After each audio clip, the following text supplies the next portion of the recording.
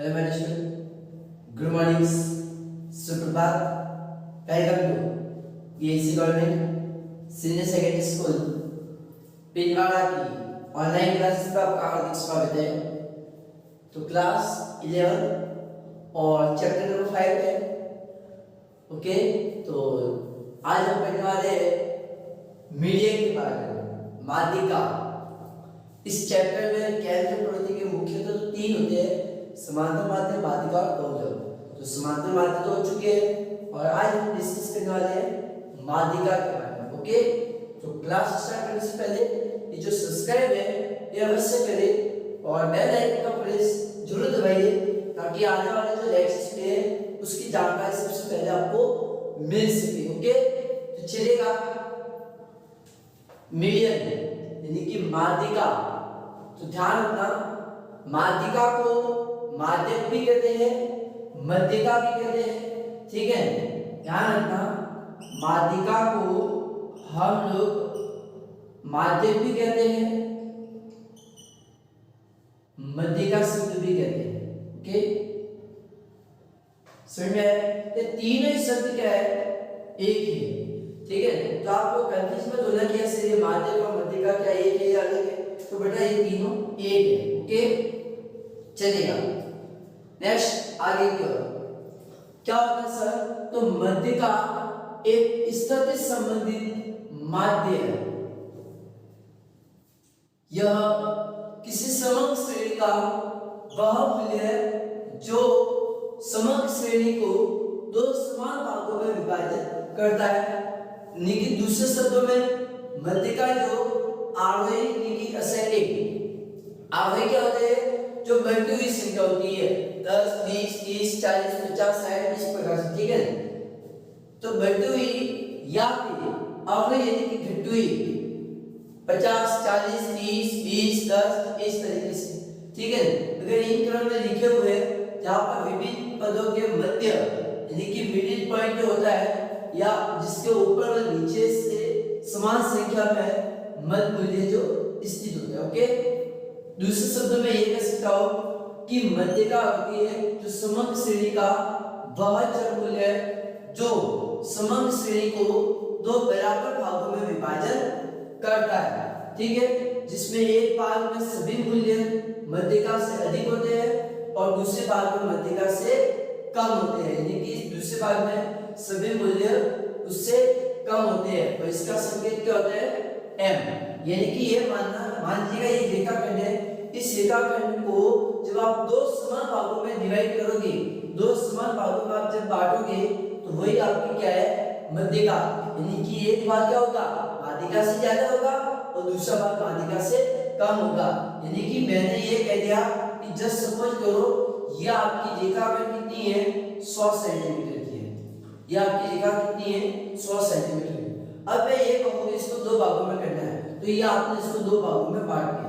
ठीक है, मैंने कहा कि अब दो भागों में तो बांट दिया, ये कितना है? तो इससे ये भी 50 है और ये भी 50% है।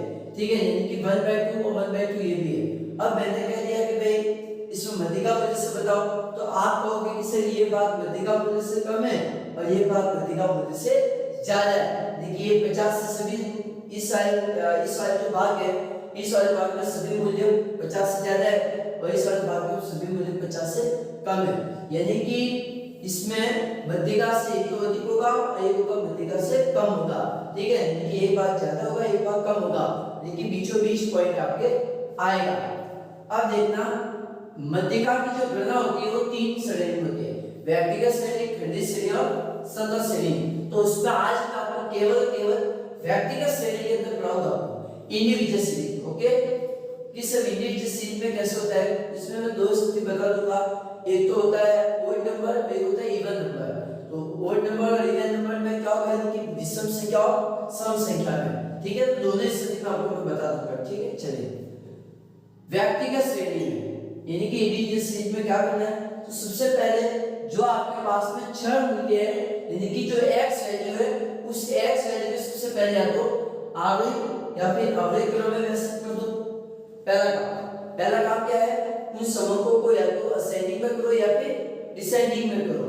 ठीक है, ये काम करने के बाद में आपको फॉर्मूला अप्लाई करना फॉर्मूला क्या है, m बराबर size of n plus 1/2 in items.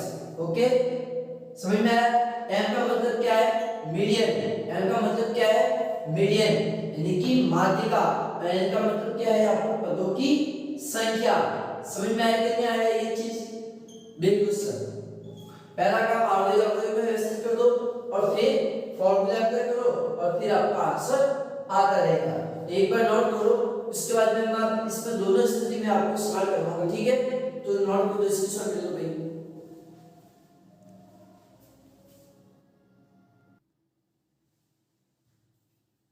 चलेगा।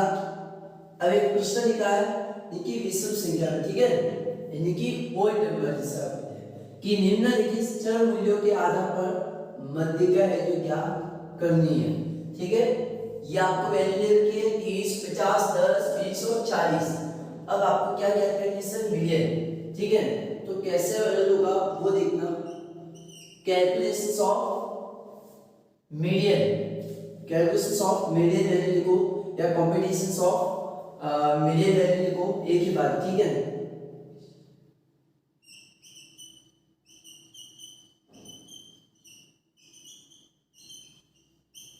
Calculations of median value.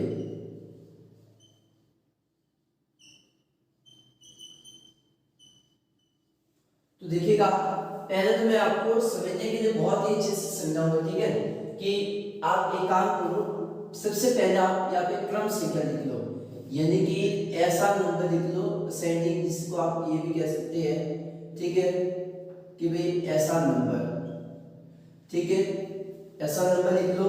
तो उससे भी कोई ऐतराज नहीं है। कितने पद है, 5 है, 1 2 3 4 और 5। ओके, ताकि आपको समझ में आ जाएगा, ठीक है। हाँ, अब देखिएगा, यहाँ पर मैं लिख देता हूँ आरोही क्रम, यानी कि इसको आप हिंदी में क्या कहते हैं, क्रम संख्या। यहाँ पर मैं चर मूल्यों को किस आधार पर लिख रहा हूँ, आरोही क्रम में, ठीक है, यानी कि इसको आप असेंडिंग कहते हैं, असेंडिंग कहते हैं ना, बिल्कुल सर। अब देखो, सबसे पहले छोटा मूल्य कौन सा है, 10 है, 10, फिर 20, 30, 40 और 50। ओके, ये आपको दे रखा है इस तरीके से, ठीक है। या चलो मैं आपको काम तो हिंदी में ही आपको लिख कर दे देता, ठीक है ना, आप और भी कंफ्यूज कर कि सर यार क्या कह रहे हैं सर, कुछ क्या कह रहे हैं समझ में। देखिएगा, कोई दिक्कत नहीं है। देखो, यहाँ पर मैं देखता हूँ क्रम संख्या, ठीक है, 1 2 3 4 और 5। ओके, यहाँ पर मैं लिख देता हूँ आरोही क्रम, यानी कि असेंडिंग जिसको आप कहते हैं, ठीक है, समझ में। अब देखो, सबसे छोटी संख्या कौन सी है, 10 है,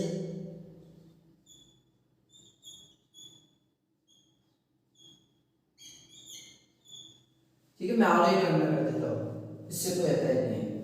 अब देखिएगा, मेरे पास में सूत्र भी है और वो भी है,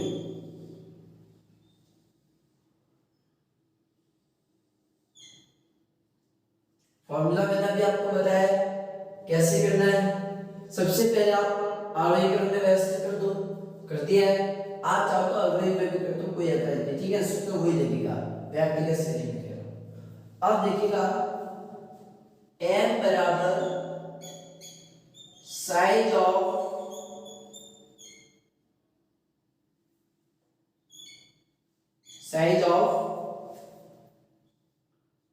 n प्लस 1/2 आइटम। ओके,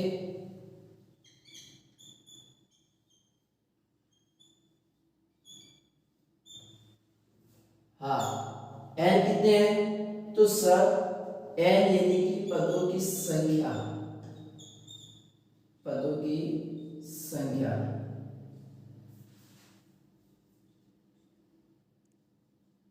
पदों की संख्या कितनी है बेटा? पदों की संख्या है सर 5। तो 5 प्लस 1, 5 प्लस 1,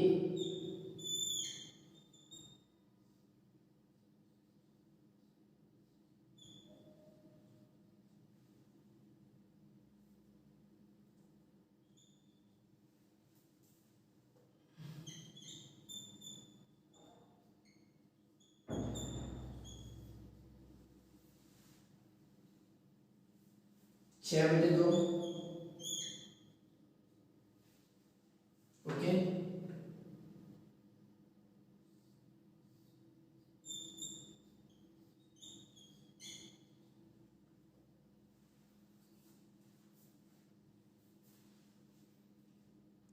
इसको मैं यहाँ पर रख देता, ठीक है?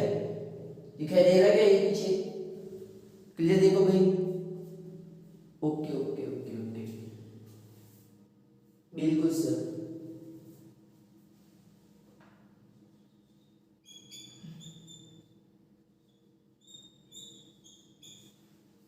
कौन सा आइटम है? Third items. तो विच थर्ड आइटम पे देखो कितना है? 30 है। कितना है? 30 है।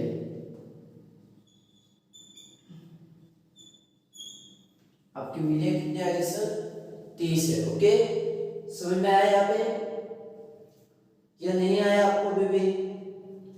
हाँ, यानी कि which is the 30, which is the 30, ये भी लिख सकते हैं कि सर विच इज 30 या सो मच 30, सो 30, ठीक है? बिल्कुल सर, यानी कि अब आपकी मात्रा आपको पता चल चुका आपको कि सो m बराबर यानी कि 100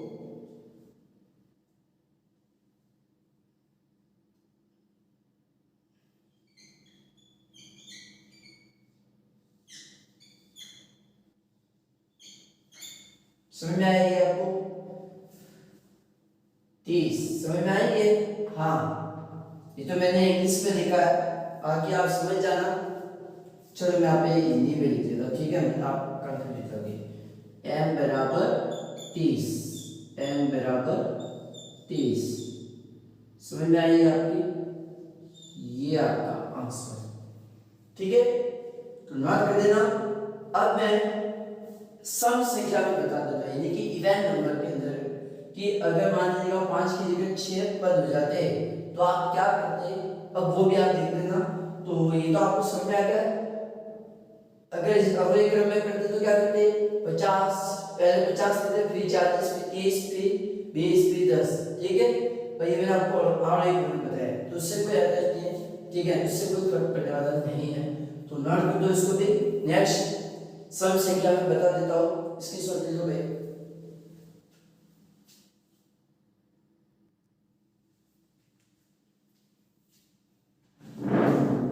चलिएगा, सेकंड आपकी कंडीशन दे दी है सम संख्या होने पर, सम संख्या होने पर यानी कि इवन नंबर।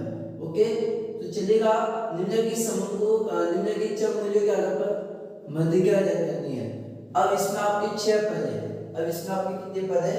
6 पद है। तो 6 पद में आपको क्या करना है वो दीजिए यार, कोई दिक्कत नहीं है। सबसे पहले आप क्रम संख्या डाल दो ताकि आपको लिखने में समस्या नहीं हो। मैं आरोही क्रम में आपको बता देता हूँ, ठीक है ना? मैं आपको आरोही क्रम में बताता हूँ, आप चाहो तो अवयव में भी कर दो, उससे कोई ऐतराज नहीं है, ठीक है? चलिएगा, 1 2 3 4 5 और 6, ठीक है? अब एक्स वैल्यू है उसको किस में रखना है आपको? आरोही क्रम।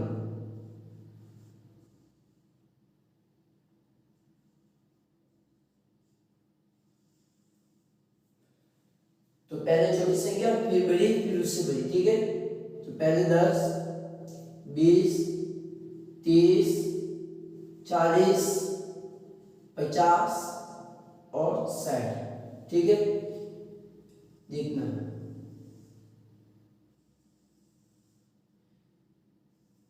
ये आपके सम संख्या है।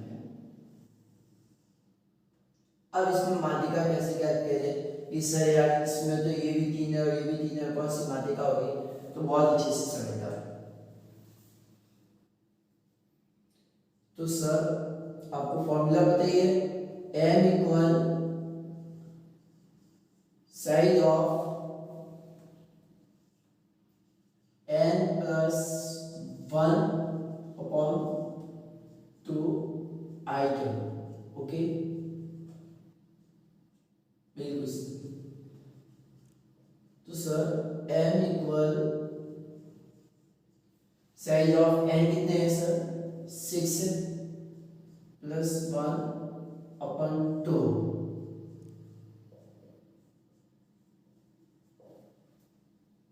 m बराबर साइज ऑफ कितना होगा सर? ये 3.5 हो रहा है। ठीक है, अब देखते हैं यहां पर m equal size of third item, size of third item plus size of fourth item. ठीक है, फोर्थ आइटम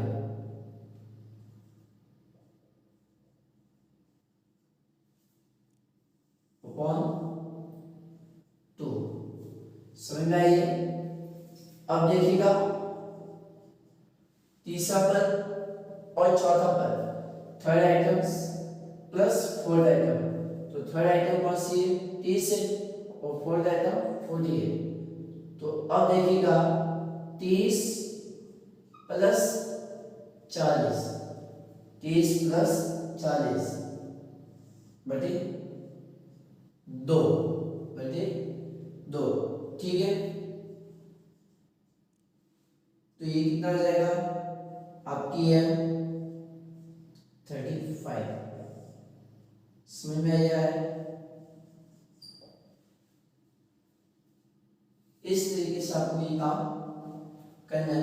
ये बहुत इजी था, इसमें तो कोई दिक्कत थी नहीं, हो जाएगा इस तरीके से काम।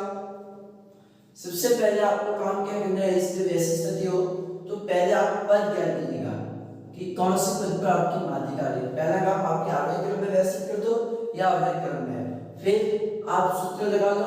सूत्र लगाने के बाद में आपको इस तरीके से काम करना फॉर्मूले, जिसके एक और श्रेणी थी आपके व्यक्तिगत श्रेणी यानी कि इंडिविजुअल श्रेणी के अंदर। ओके, समझ में आया कि नहीं आया? क्लियर है भाई? बहुत इजी है यार। सम संख्या में भी बता दिया, विषम संख्या में भी मैंने आपको अलग करके बता दिया, दोनों स्थिति में पढ़ा दिया। ठीक है, तो नेक्स्ट अगले एक्सरसाइज के अंदर आपको खंडित श्रेणी में आपको पढ़ाऊंगा, यानी कि डिस्क्रीट श्रेणी के अंदर मीडियन कैसे कैलकुलेशन किया जाएगा। ठीक है, तो उसको नोट कर देना, स्क्रीनशॉट ले लेना। ठीक है, thanks so much. Okay, bye.